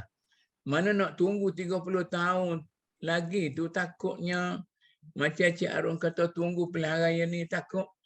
Masa saya muda-muda dulu, ada cerita, guru saya cerita, ada 2 orang yang duduk baiki tangki minyak tinggi atas ni. Sambil isap rokok masa tu. Kemudian di bawah ni ada tangki-tangki yang lain. Kemudian dia Dia tanya, A tanya B. Dia kata, kalau saya lontarkan punting rokok ini ke dalam tangki di bawah itu, akan berlaku kebakaran atau tidak? Kata A, akan berlaku. Dia kata tak. Ya, berlaku tak berlaku, dia pun, coba. Maka berlakulah satu kebakaran yang sangat besar dalam negara tersebut. Ini cerita dongeng apa semua sekali, cerita bandingan. Ya. Maknanya kalau kita tunggu PRU 5 ni, dengan PAS tidak nak bertolak ansur, dengan duk rasa dia ni jadi kingmaker yang, saya tak tahulah kingmaker ke macam mana, tak tahu. Tapi PAS merasakan dia adalah seorang atau sebuah parti kingmaker yang dia nak atur semua sekali. Sama ada dia sudah ada pengalaman atau tidak, dia punya pasal. Kemudian dengan UMNO-nya, dia rasa UMNO ni masih utuh. Macam saya duk kata macam Tok Daud di kampung saya tu dulu. Bukan main lagi banyak kebun-kebun dia berpuluh-puluh ekar sebagainya masa tu, kaya lah. Tapi sebenarnya kekayaan pada waktu generasi anak dia tu bukan lagi terhenti atas ada tanah sebagainya macam orang Kelantan. Banyak tanah apa semua tapi miskin kerana tidak ada nilai tanah tu. Jadi dia rasa kaya. Jadi perasaan UMNO ni, saya parti yang wak akhir akan dijadi macam Golkar. PAS pula akan menjadi macam 3P di Indonesia. Kita contoh kan, Indonesia ni abang kita. Kemudian yang cita-cita nak ambil tempat UMNO, Allah kawan-kawan kita ni apa di Indonesia tu. Apa Amir Rais lah, kita kawan-kawan kita semua tu Amir Rais lah apa semua sekali. Mana mereka itu pergi? Hancur tak tahu ke mana-mana. Kemudian yang nak ambil alih UMNO ke, yang nak ambil alih PAS ke, yang gerakkan dalam PKR nak buang Anwar Ibrahim, nak ambil alih ke apa semua sekali. Satu pergolakan yang orang bodoh macam saya ni tak boleh faham apa yang berlaku di hadapan kita sebenarnya. Tolong Encik Arum, macam mana ni? Saya ni serabut dengan keadaan ni. Betul, Datuk. Walaupun apa yang berlaku selepas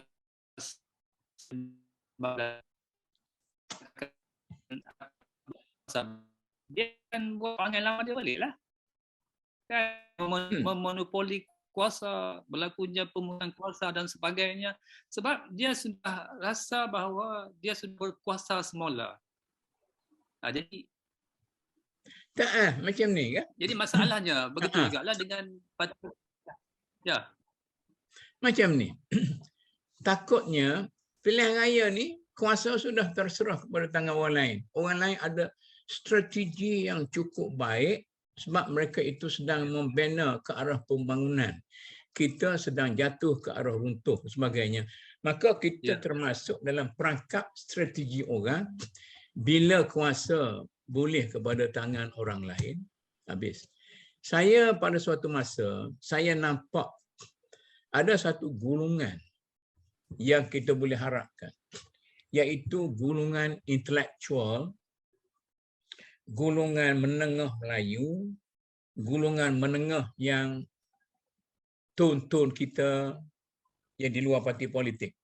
Tan Sri kita yang di luar parti politik, yang datuk-datuk kita yang bekas KNCS, yang bekas ini berlogok dalam negara kita. Cik Arun tengok apa peranan mereka ini? Apakah mereka telah memainkan untuk melepaskan negara ini daripada jebok politik yang merugikan? Apa yang peranan mereka ini buatkan?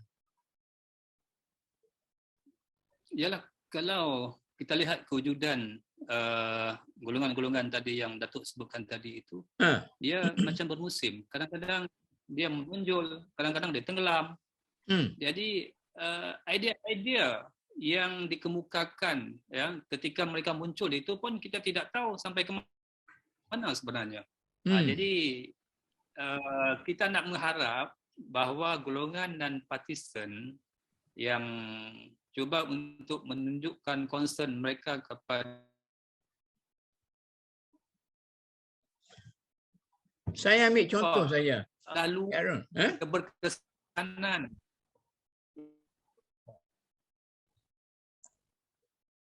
saya ambil satu contoh. Misalnya, di mana duduknya Malay Civil Servant ataupun pasukan-pasukan pentadbir negara yang kanan-kanan. Kalau sekiranya mereka ini mempunyai kepimpinan yang unggul, tentu sudah bangkit di kalangan mereka ini satu gerakan untuk menyelamatkan negara sebab mereka itu adalah para profesional yang mahir. Katakanlah kalau mati habis orang politik hari ini. Semua orang politik tidak ada, diharamkan parti politik. Mereka ini masih mampu mentadbir negara ini dengan lebih berjaya daripada masa ada orang politik. Tetapi mereka ini hanya tunggu dan melihat perkembangan dan ragu-ragu untuk bertindak dan hanya sanggup menjadi para pengikut. Tidak bersedia untuk ke depan untuk memimpin bangsa kita dengan secara lebih serius. Sedangkan rakyat sedang menunggu. Kalau ada orang-orang yang oportunis, maka akan lahirlah para oportunis ini ke depan dan berpura-pura untuk memimpin masyarakat, dan masyarakat bawahan kita akan terjebak dengan macam kalau dalam agama kan, orang yang dikatakan para pemimpin ajaran salah lahir kerana para ulama kita gagal memenuhi lompang-lompang atau vacuum yang dirasakan oleh masyarakat bawahan. Maka bila lahir orang-orang yang pemimpin ajaran salah, maka mereka itu yang memenuhi vacuum itu, maka berlakulah kepimpinan yang songsang dalam masyarakat kita. Kesian ke Cik Arun, saya duk asak suruh jawab. Jawablah Cik Arun. Silakan. Kita punya apa tu line tak berapa jelas kan Cik Arun?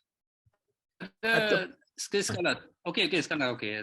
Okey. Tapi itulah masalah kita apabila sesuatu urusan itu hanya kita serah secara mutlak kepada keputusan politik dan golongan-golongan yang di luar daripada kelompok politik seperti mana yang Datuk sebutkan tadi, golongan MCS dan sebagainya itu tidak dapat beranan.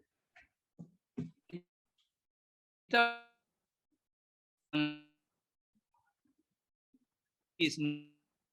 mereka terikat dengan pentaham dan sebagainya. Bukan Cik Arun. Sekarang ni orang yang sudah retired, yang sudah pencen, yang ada di mana-mana seluruh negara. Macam juga orang akademik. Ada emeritusnya, ada profesor kanannya, ada yang sudah banyak ramai dalam negara kita ni yang hanya diam dan kadang-kadang hanya tahu mengkritik. Parti ni tak betul, parti ni tak betul. Jadi mana yang betul? Jadi macam orang MCS, satu perangai dia. Macam orang akademik, satu perangai dia. Jadi semuanya mengharapkan supaya orang politik itu bagus tetapi anda tidak berperanan. Nak kukuhkan mana-mana parti politik misalnya. Ataupun nak menasihati orang politik dengan secara serius misalnya.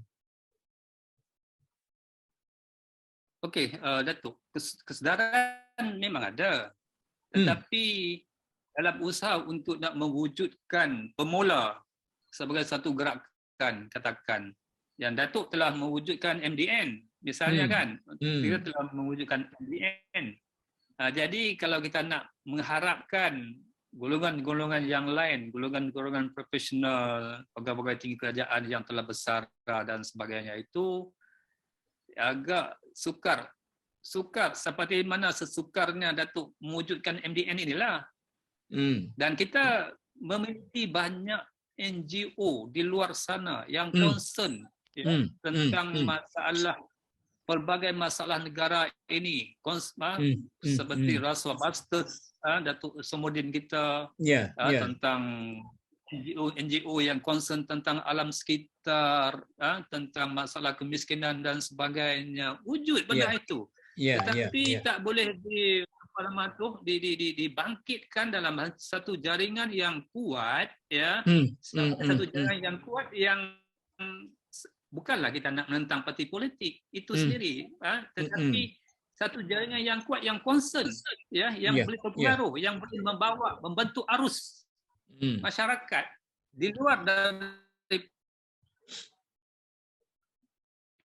kebanyakan ini. Jadi ini agak sukar. Idea ini mungkin idea terbaik, idea yang bagus, tetapi pemulanya NGO sudah ada, kan? Seperti mana yang sebutkan tadi itu tentang concern kepada suatu isu yang penting. Tapi bagaimana kita nak jadi satu mungkin yang betul lah. Ya. NGO yang hanya bersedia untuk menjawab apabila ditanya oleh wartawan, itu saja. Atau NGO macam mana? Atau perjuangan. Saya pun maknanya, saya rasa mungkin kalau macam tu jawapan Cik Arun, tidak adil kita duk blame orang politik. Perpecahan politik itu adalah disebabkan tidak ada pemakinan daripada civil society kita yang memimpin NGO, maknanya lemah di hulu. Maknanya kalau nak betul orang politik, betulkan NGO dulu, begitu ke?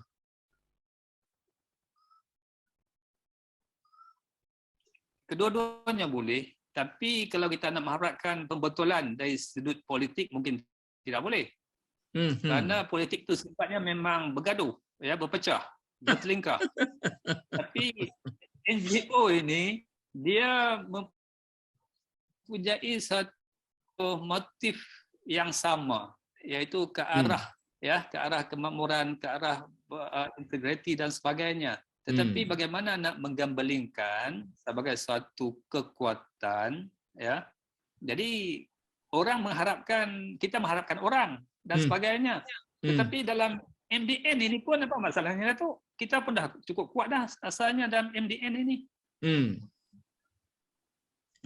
Itulah kalau saya tidak pimpin MDN, mungkin saya tidak bercakap seperti itu. Kita tengok di Indonesia kan, order baru.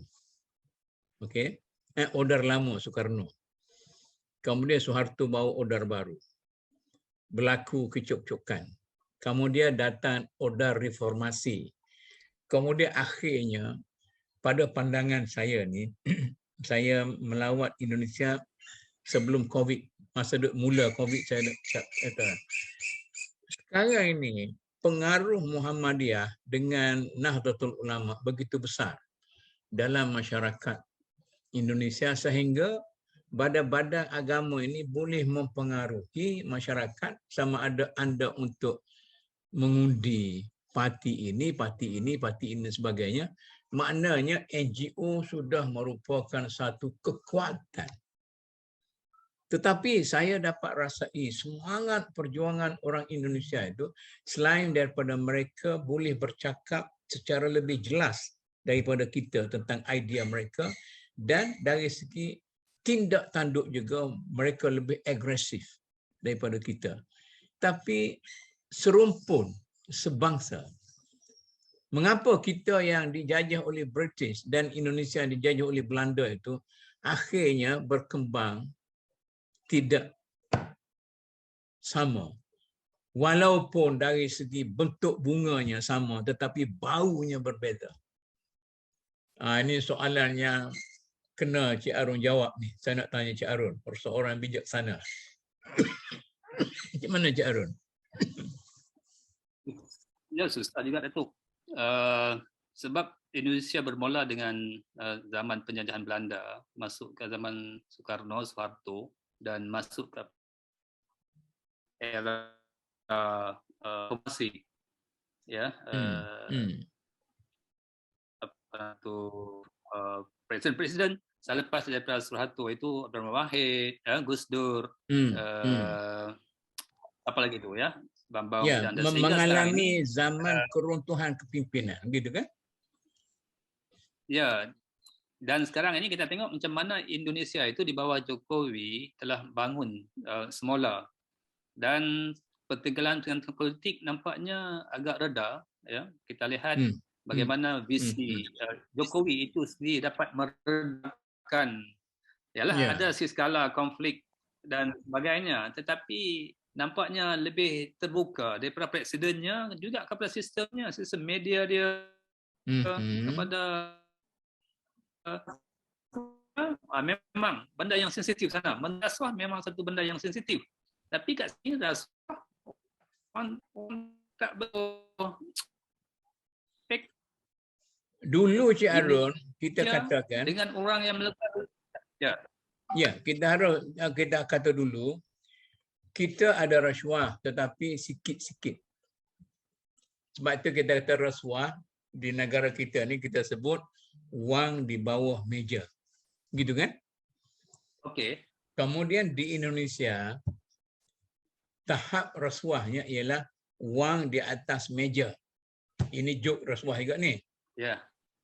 Kemudian di Filipina wang dan meja-mejanya sekali. Itu tahap rasuah nah. Ya. Tapi sekarang ni Jokowi, saya tidak tak ada maklumat di Filipina. Jokowi telah dapat reform. Tetapi dia bukan seorang tokoh reformasi. Nah, tokoh reformasinya ialah orang macam Amin Rais, macamlah Gus Dur, semua yang gagal. Jadi Jokowi ini orang yang bukan dari kalangan ahli politik tradisional bagi negara itu. Jadi kalau kita balik kepada ketua tadi, maknanya dia hanya seorang DO di mana-mana ataupun seorang governor di Sarawak dan Sabah misalnya. Seorang itu saja, bukan seorang ahli politik tradisional.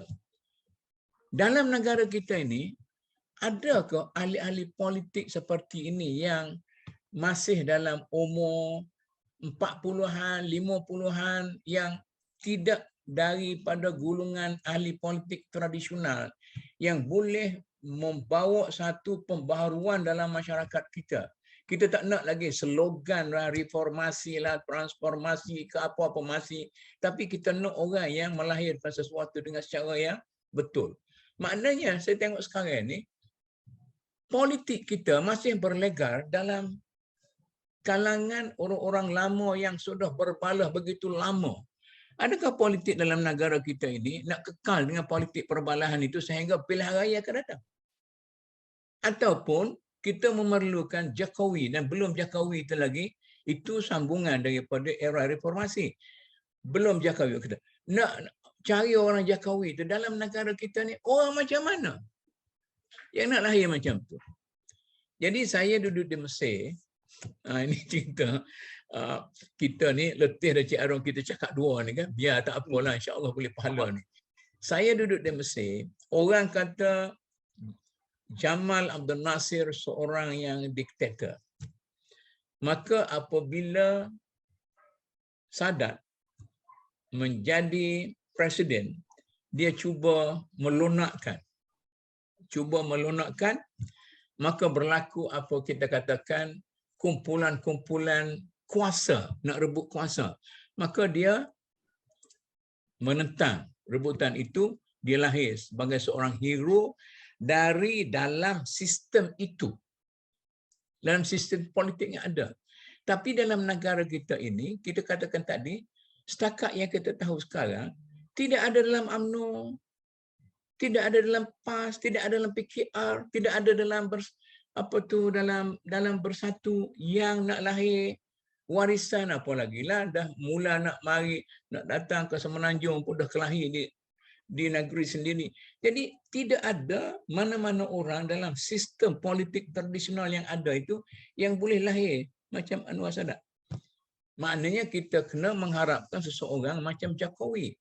Dan adakah kalau bagi saya orang macam Jokowi ini ialah orang yang Cik Arun kata tadilah, orang yang pimpinan teknokrat Orang yang profesional, Ya. seorang doktor yang hebat, seorang akademik yang hebat, seorang profesional pegawai tadbir yang hebat muncul tiba-tiba, maka boleh menjadi seorang pemimpin yang boleh dipercayai, yang belum terjerumus. Dan kalau Datuk Syam duk ham dari segi rasuahnya, saya rasa lebih berfaedah kalau kita membina sesuatu yang suci murni di luar daripada gelombang rasuah ini. Kita akan habis masa dalam memperkatakan tentang keburukan bangsa kita. Lebih baiklah kita sama-sama membina macam Jokowi punya pilihan. Itu menarik.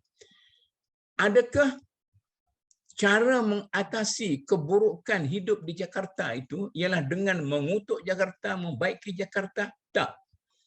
Jokowi kata saya akan pindahkan Jakarta itu ke Borneo. Itu satu politik yang sangat, saya rasa sangat boleh dihargai. Tun Mahathir, dia tidak akan membina Kuala Lumpur menjadi suatu Kuala Lumpur yang baru, tetapi dia pindahkan Kuala Lumpur itu ke Putrajaya.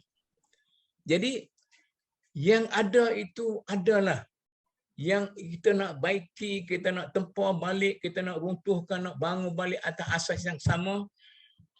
Saya ada rumah keluarga di Kota Baru, saya jual 3,000 lah. 3,000 saja. Sebab untuk kita nak baiki rumah yang lama, usang apa semua sekali itu, menghabiskan masa, menghabiskan wang ringgit, menghabiskan tenaga. Lebih baik kita membina suatu rumah baru yang di luar daripada permasalahan kayu buruklah, asas buruklah, semen buruklah, buat yang baru. Tapi arkiteknya di mana, engineernya di mana, dan apa-apa pun di mana. Bolehkah setakat kita yang ada sekarang ini, kita melahirkan satu kumpulan manusia yang boleh mendirikan kebaikan untuk bangsa kita di luar daripada circle yang ada ini? Serius saya tanya Cik Arun. Ya, satu idea dan pertanyaan yang bagus, Datuk. Cuma itulah, kita ada tokoh-tokoh hebat, tokoh-tokoh korporat dan sebagainya dalam negara kita ini. Cuma bagaimana kita nak ada tapak atas, ya, untuk kita nak mulakan sebagai suatu model, ya, atas asas apa sebenarnya kita nak mulakan model ini di luar daripada parti-parti politik. Jadi itu yang menjadi masalah. Tapak apa, asas apa yang kita nak bina. Kita bincang minggu depan yang ni. InsyaAllah. Dah, kita bincang yang ni.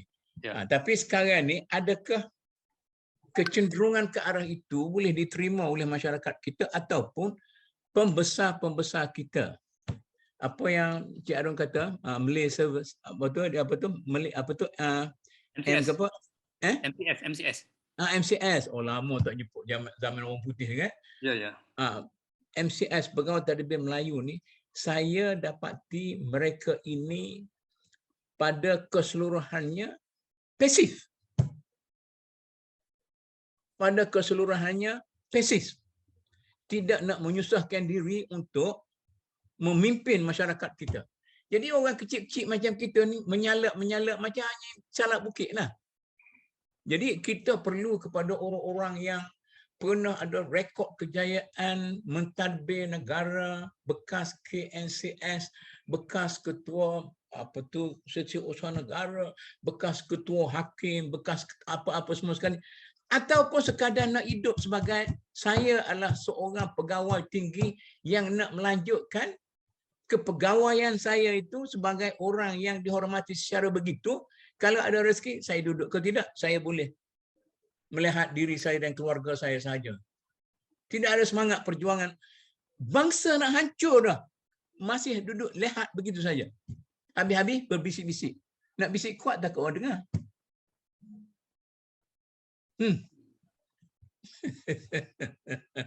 Ya, betul ya, Datuk.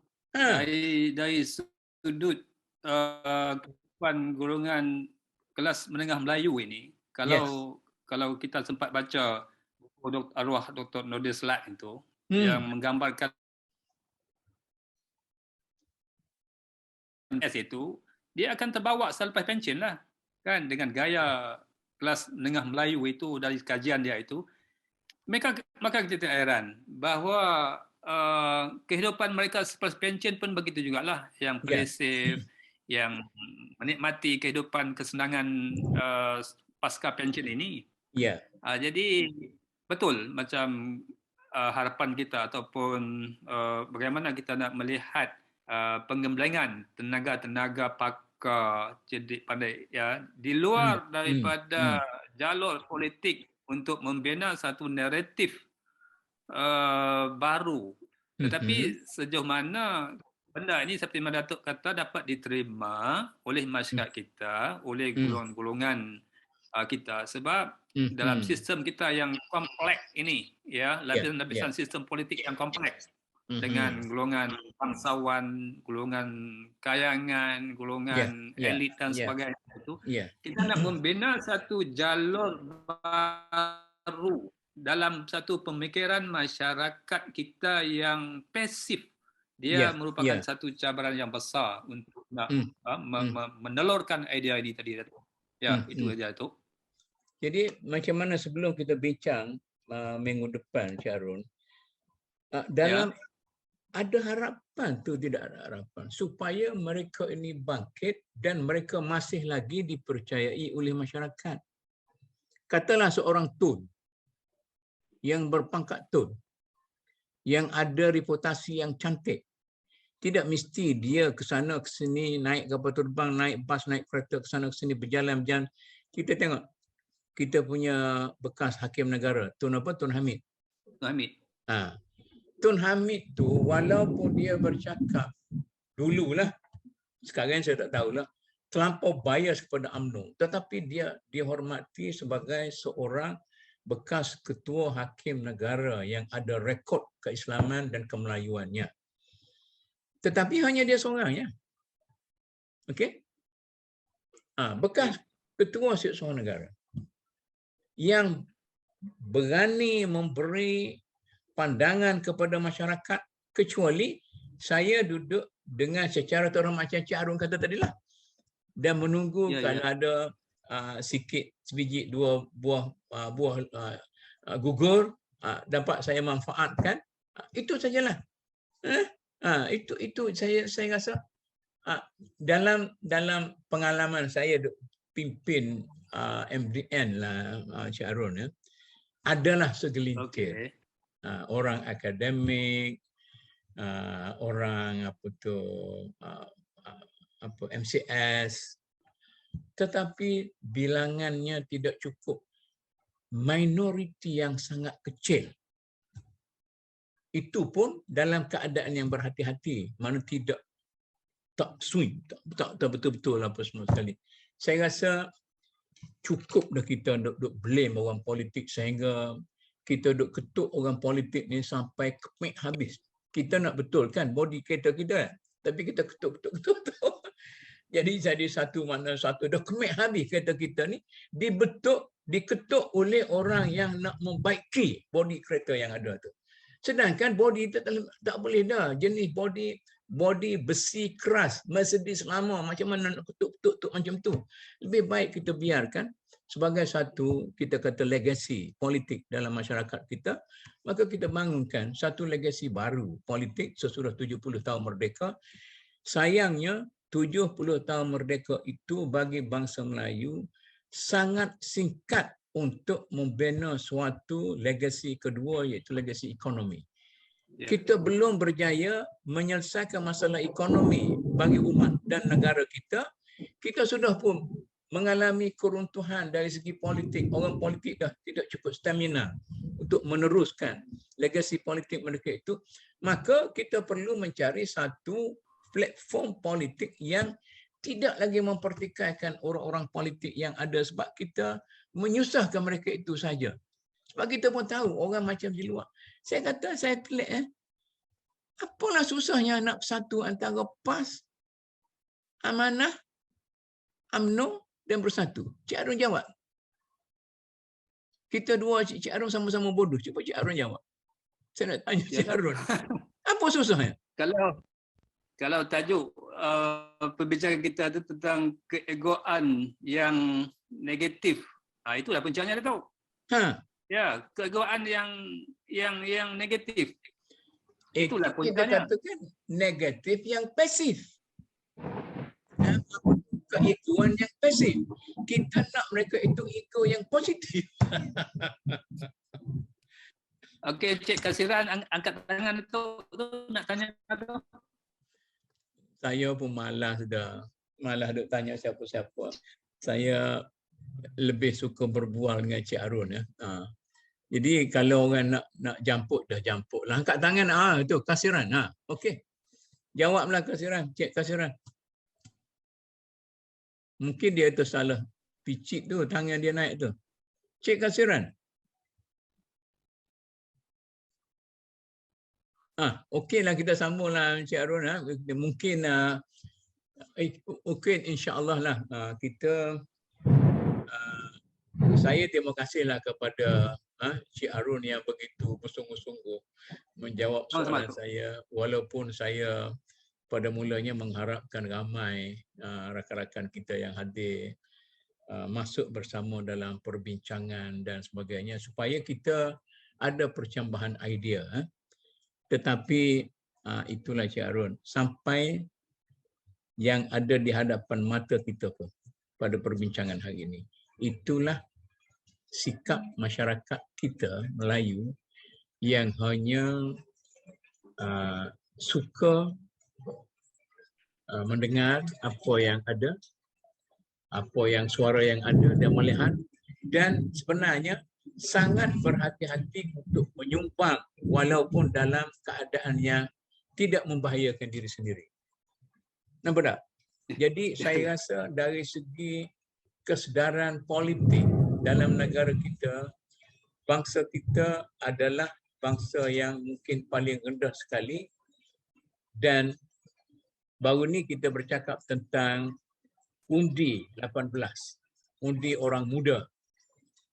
Banyak orang yang tidak begitu seronok dengan kehadiran orang muda sebagai pengundi dan sebagai pemimpin politik dan sebagainya. Tetapi macam tu yalah. Nak kata ada orang tegur ke, ada yang mempertikai ke, tak ada. Hanya bisik-bisik begitu saja, dan ini adalah satu sikap pasif yang sangat berbahaya kepada bangsa kita. Kalau Cik Arun belum letih, silakan. Kalau Cik Arun pun dah letih macam saya, kita tamatkan di sini sajalah. Macam mana Cik Arun? Bagilah kata-kata yang memberi galakan sikit. Macam mana? Lain. Mungkin lain saya ke lain Cik Arun yang tidak membantu kan? Okey Cik Arun, macam mana? Okey, kita ada 6 minit lagi Datuk. Itulah lebih kurang perbincangan kita untuk petang ni. Cuma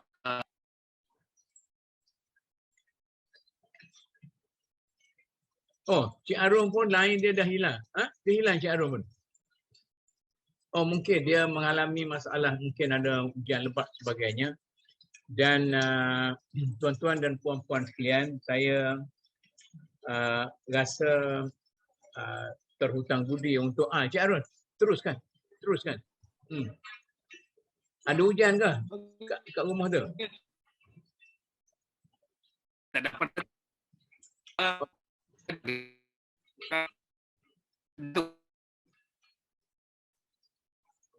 Okey, saya mungkin tak dapat dengar, mungkin bukan line Cik Arun, mungkin line saya kot.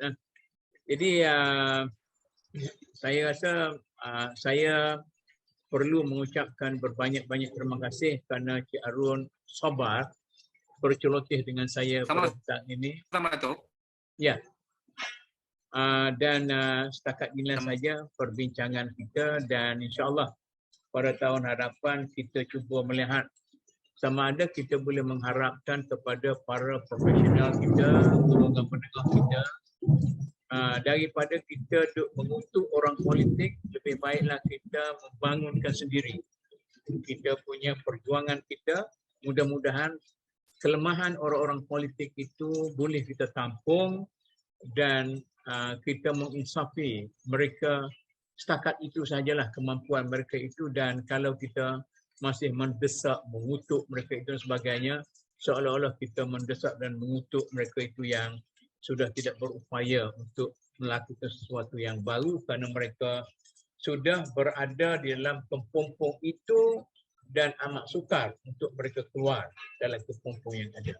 Jadi jangan paksa mereka itu keluar daripada kepompong yang ada, biarkan mereka berada dalam kepompong politik yang sedia ada dan kita mencari suatu kuasa lain untuk menampung kelemahan orang politik itu.